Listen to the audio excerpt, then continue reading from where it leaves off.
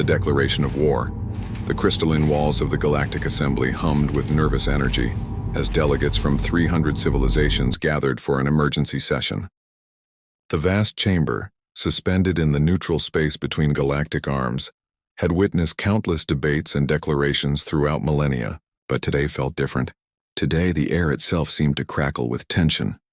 High Executor Valeth of the Hegemony stood at the central podium, her crimson form towering above the other delegates. The Hegemony species possessed 6 limbs and chitinous armor that gleamed under the chamber's soft lights. They had conquered 47 systems in the past century alone, and their military might was legendary throughout known space. Valeth's compound eyes swept across the assembly with cold calculation. "Esteemed members of the Galactic Assembly," she began, her voice reverberating through translator nodes to reach every species in their native tongue. "The Hegemony hereby announces its intention to annex the Sol system and subjugate the species known as humanity. This action will commence in 7 standard rotations." The chamber erupted into chaos. Delegates rose from their seats, appendages waving in alarm, voices mixing in a cacophony of disbelief. The Etherians, beings of pure energy contained in crystalline shells, flickered rapidly in their species equivalent of gasps. The aquatic depths floated higher in their water-filled observation tanks, their tentacles writhing in agitation. Elder Cosmos Thren, representing the ancient archivists, raised a withered hand for silence. The archivists had been cataloging galactic history for 10,000 years, and Thren's voice carried the weight of that knowledge. High Executor Valeth, this council strongly advises against this course of action. The humans are not what they appear to be. Valeth's mandibles clicked in what her species considered laughter. "Elder Thren, your concerns are noted but irrelevant. We have studied these humans extensively. They barely achieved faster-than-light travel 50 cycles ago. Their ships are primitive, their weapons archaic. They still use kinetic projectiles and nuclear fission. The Hegemony's plasma arrays and quantum shields will make quick work of their defenses." Ambassador Quillix of the Merchant Coalition stood next, his feathered form rustling with anxiety. The merchants had traded with humans for decades and knew them better than most. "High Executor, with respect, you gravely underestimate them. Yes, their technology appears primitive, but there is something else about humans, something that cannot be measured in energy outputs or fleet sizes. Superstition," Valeth dismissed with a wave of her upper arms. "The Merchant Coalition profits from human trade, so naturally you defend them. But profits will not stop plasma fire." The synthetic consciousness known as Node Prime interfaced directly with the Assembly's systems, projecting data streams for all to see. Analysis indicates abnormal patterns in human behavior compared to all other known species. When threatened, most civilizations either surrender to superior force or fight until exhaustion. Humans exhibit a third response pattern that our models cannot adequately predict. "What pattern?" demanded Sub-Commander Krex, Valeth's second-in-command. "They adapt," Node Prime responded. "Not over generations, but within single conflict cycles. They also possess an anomalous trait they call spite. When faced with certain defeat, humans have been observed to inflict maximum damage upon their enemies, even at the cost of their own survival. This behavior defies logical self-preservation protocols." Valeth's compound eyes narrowed.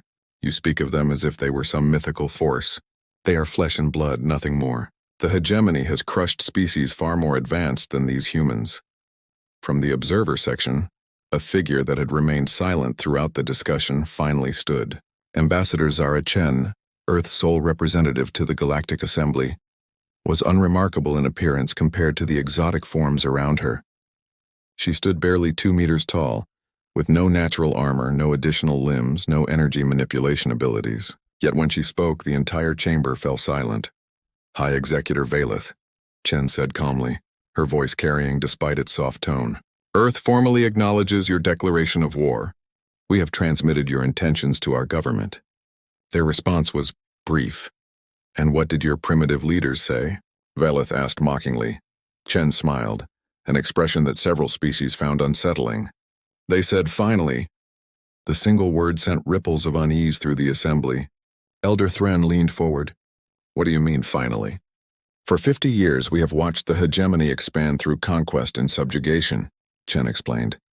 "We have seen you destroy peaceful civilizations, enslave entire species, and strip worlds of their resources. Earth has been preparing for this moment since we first detected your empire's existence. Valeth's laughter echoed through the chamber. You admit to 50 cycles of preparation, yet your technology remains primitive. What could you possibly have prepared? You assume we invested those 50 years in technology, Chen replied. That was your first mistake. We invested them in understanding you. Every species you conquered, we interviewed the survivors. Every battle you fought, we analyzed the recordings. Every tactic you employed, we developed counters.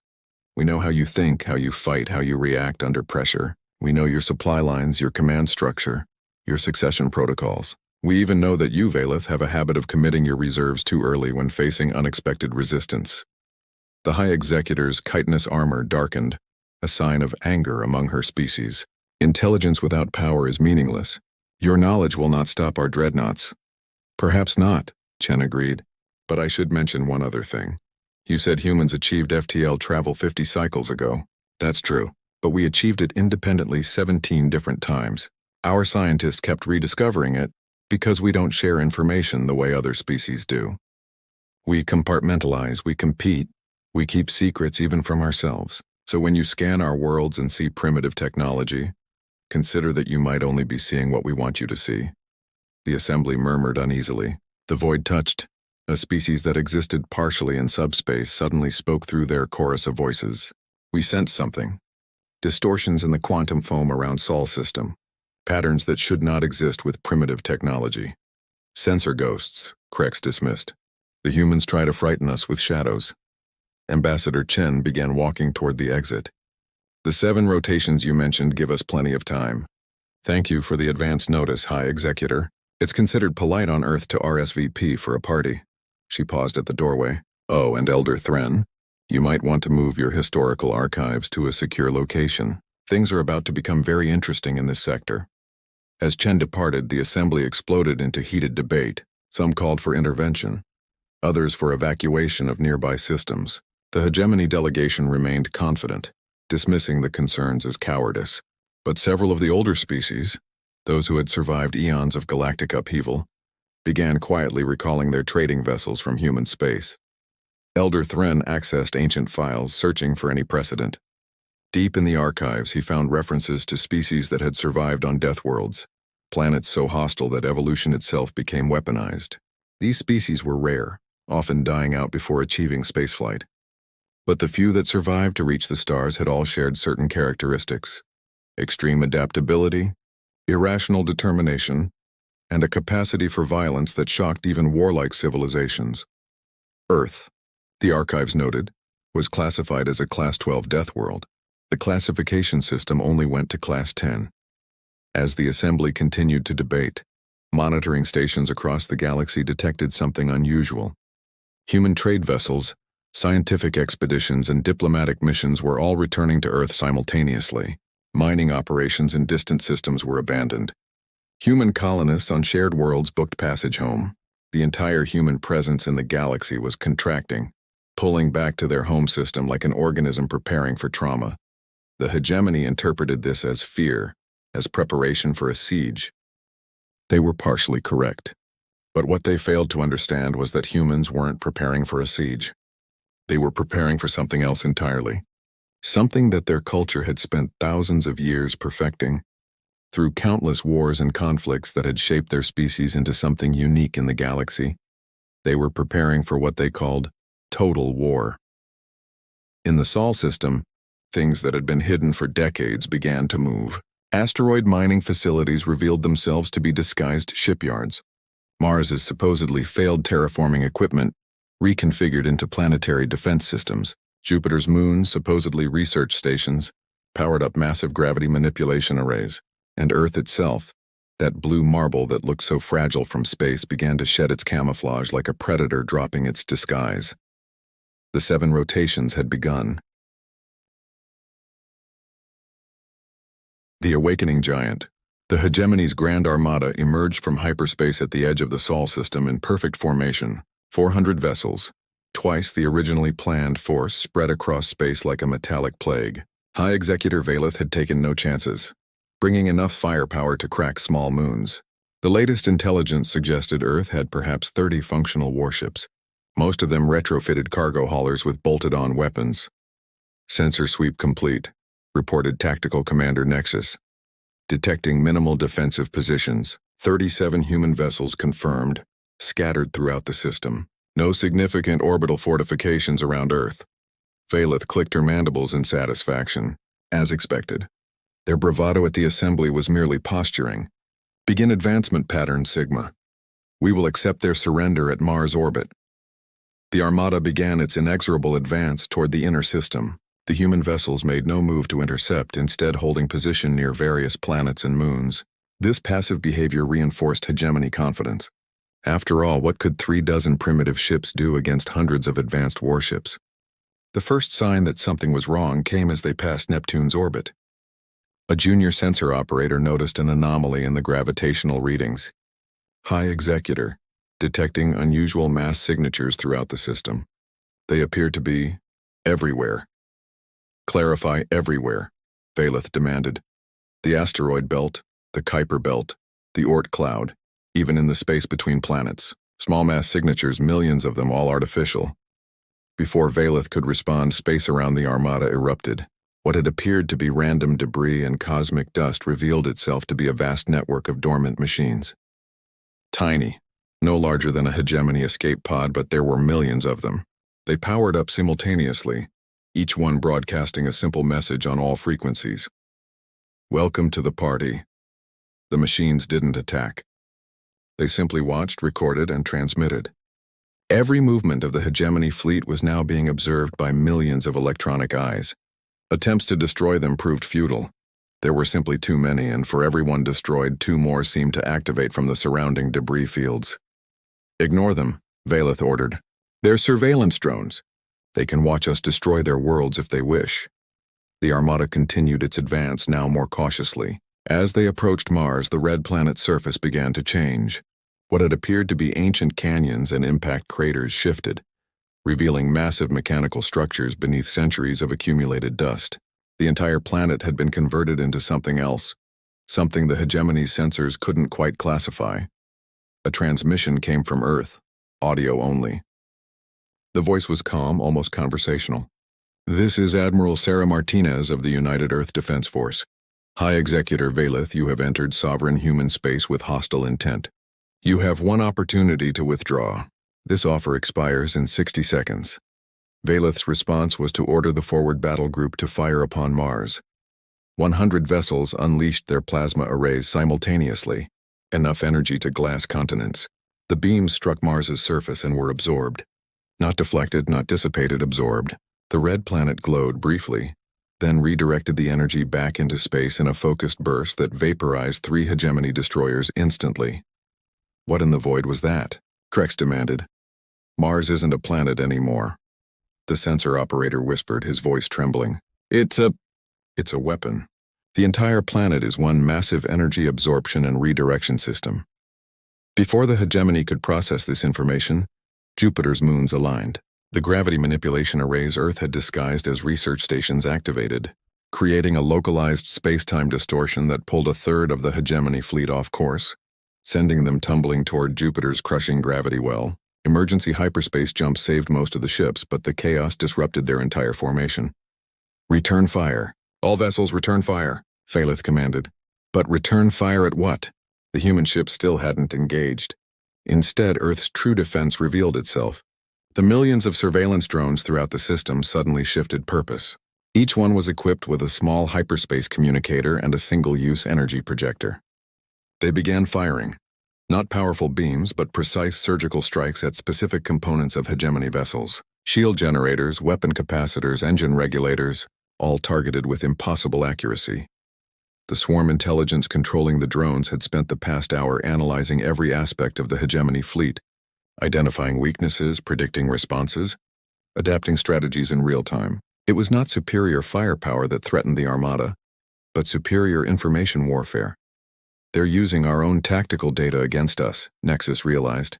Every maneuver we make, they've already predicted. Every weapon we fire, they know where it will hit. They've turned the entire star system into a thinking weapon. The human warships finally moved, but not to attack. They positioned themselves at Lagrange points throughout the system, and began deploying something. Sensors identified them as communication relays, but that made no sense in the middle of a battle. Then Earth itself spoke.